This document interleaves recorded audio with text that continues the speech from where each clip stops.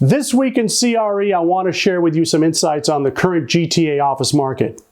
From a tenant occupier's perspective, we'll tell you what most of your neighbors are doing to navigate this uncertain time. From an owner investor's perspective, we'll reveal what to expect over the next few years in this asset class. Hi, my name is Mel Giannone. I'm a commercial real estate broker serving entrepreneurial companies and individual investors seeking property across the Greater Toronto Area.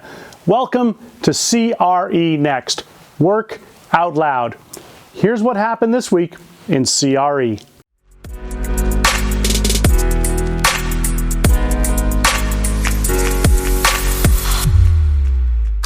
Hello and welcome back everyone to another edition of CRE Next Work Out Loud. So glad you can join me and thanks for sharing your time today.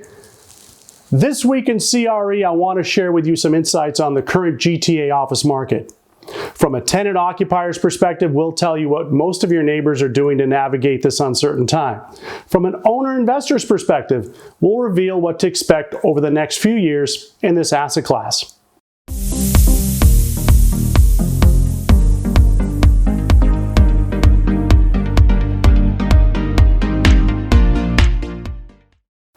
Let's begin today by talking a little bit about the state of the office market in the Greater Toronto Area.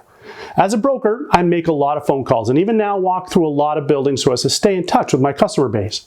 What I've experienced since coming out from the initial stage 2 back in June up until the start of this last quarter is that the population of employees within most office buildings still remains well under 20% in the suburbs and less in most buildings within the downtown cores. In fact, I've found the taller the tower, the less percentage of people there were occupying it. While driving around, I can confirm there are more cars in parking lots of industrial warehouses than there are office towers. I came across this sign on the door that best describes the situation we're in. These are still uncertain times for the office market, and the return to the office has been slower than initially thought. At the start of the second quarter, we in the brokerage community started to hear growing concerns about future workplace safety and security. By May, those concerns switched towards rental relief requests from tenants. And by June, we started hearing intentions of modifying the office as a hybrid workspace catering to flexible work schedules. And by July, a flood of subleases had been introduced to the market.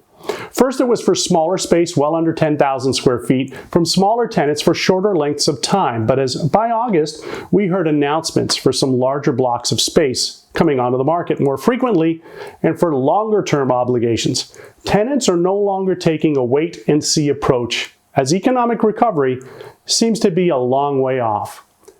The debate over whether companies choose to keep or shed space has concluded with a clear winner. Cost savings wins out over accommodation.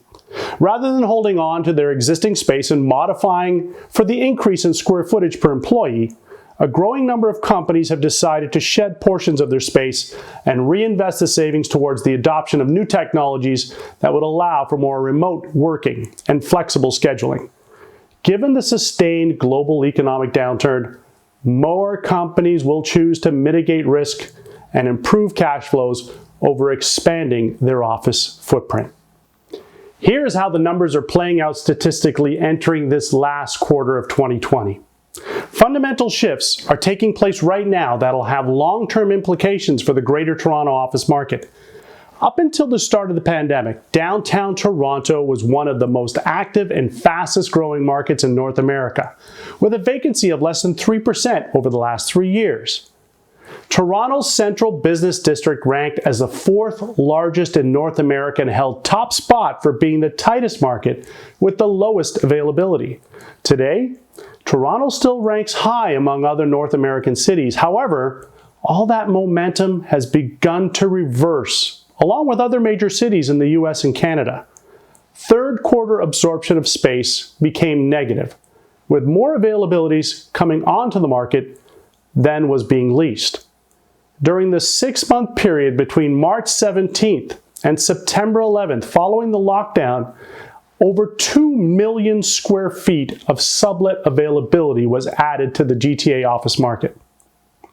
As alluded to just now, the main reason for negative absorption stems from the increasing volume of tenant sublets competing with the existing direct space being offered by landlords. To put into perspective, in Toronto, over 80% of the landlord's direct space had been introduced to the market pre-COVID, while over 70% of tenant subleases were brought on in Q2 and Q3. Overall, across the GTA market, sublease space as a percentage of vacant space now sits above 20%. Particularly felt in the downtown Toronto market, subleases have climbed from over 27% in Q2 to over 35% in Q3. The suburban market has grown its fair share of subleases, now representing over 15% of vacant space. The overall availability rate for the GTA-wide office space market entered double digits for the first time since 2017. Renewals doubled the pace of new deals in the second and third quarters. 2020 will most likely mark the worst performance in at least 7 years, now trending with a 50% year-over-year decline in office leasing volume. The lease-up of both subleases and direct space has been slow due to lockdown measures, restricted showings, and a steep decline in physical leasing and marketing activities. For now, rental rates have increased slightly over Q2. However, the sustained rates are masking other financial incentives being offered to tenants. The scales have started to tip in tenants' favor, as more concessions and inducements have been offered in return for keeping those rental face rates up. Average net rental rates for downtown Toronto hover above $35 per square foot, with discounted subleases saving in some cases up to $10 a square foot, while the suburban market averages above $17.50 per square foot net, with discounted subleases saving approximately $5 a square foot. So, as a tenant, it would not be unreasonable to request 1 month in free net rent for every 12 months committed towards a new 3-year deal. Most tenants who have concluded the office building is where they want to be over the long term and have a handle on how many employees are going to be coming back, they're going to have a growing number of incredible options to choose from going forward.